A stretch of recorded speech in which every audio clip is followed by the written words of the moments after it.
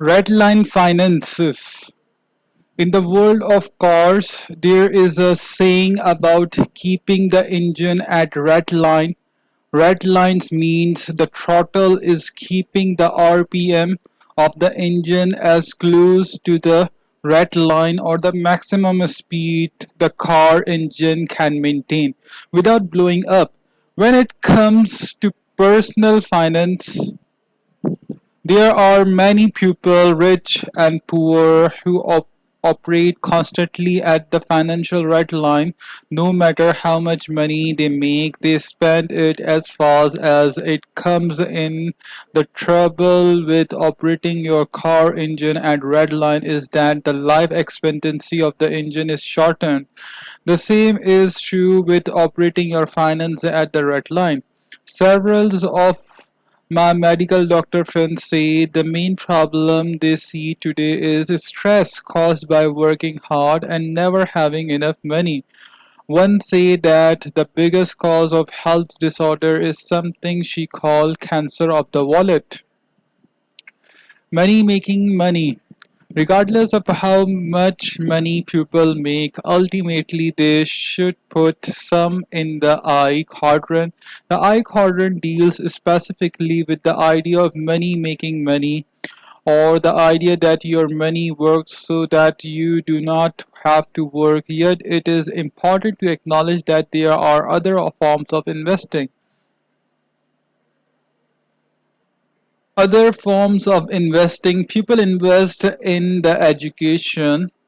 Traditional education is important because the better your education, the better your chances of earning money. You can spend 4 years in college and have your income earning potential go from $24,000 per year to $50,000 a year or more. Given that the average person spends 40 years or more actively working, 4 years worth of college or some type of higher education is an excellent investment. Loyalty and hard work is another form of investing, like being a lifelong employee of a company or the government. In return, via contract, the individual is rewarded with a pension for life.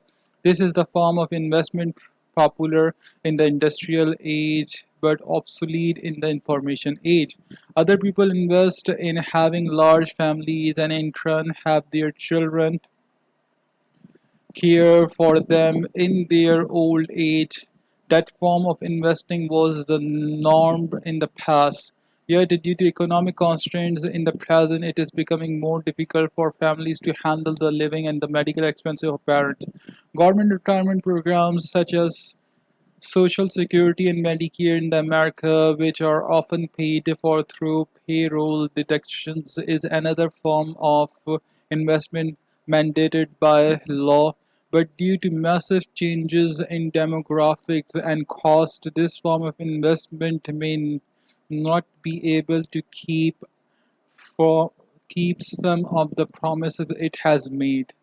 And there are independent investment vehicles for retirement that are called individual retirement plans. Often the federal government will offer tax incentive to both the employer and the employee to participate in such plans. In America, one popular plan is the 401k retirement plan, and in countries such as Australia, they are called superannuation plan. Income received from investment.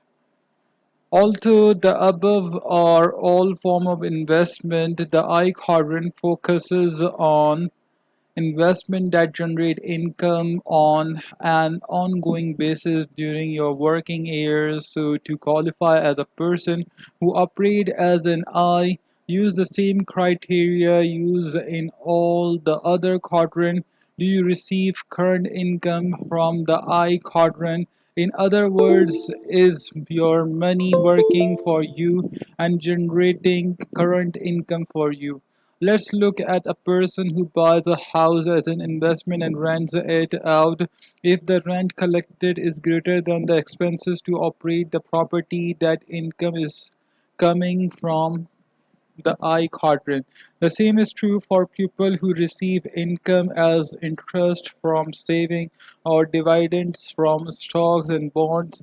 So the qualifier for the I quadrant is how much income you generate from the quadrant without working in it.